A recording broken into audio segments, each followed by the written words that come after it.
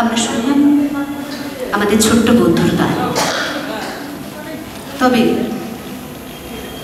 একটা দুঃখের কথা, কিছুদিন আগে আমরা হারিয়েছি আমাদের সকলের প্রিয় তবলাবাদক, সুরকার, সঙ্গীত পরিচালক ওস্তাদ জাকির হোসেনকে।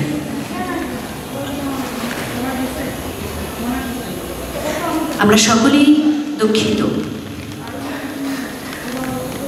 ভারত সরকার যাকে 1988 সালে পদ্মশ্রী দিয়েছেন, 2022 সালে পদ্মভূষণ এবং 2023 সালে পদ্মবিভূষণে ভূষিত করেছেন।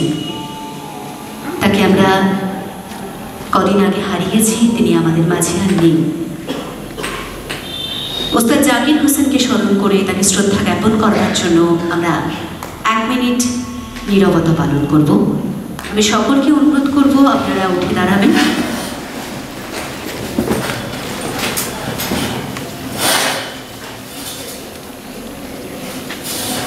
আমরা ওস্তাদ জাকির হোসেনকে স্মরণ করে 1 মিনিট নীরবতা পালন করছি।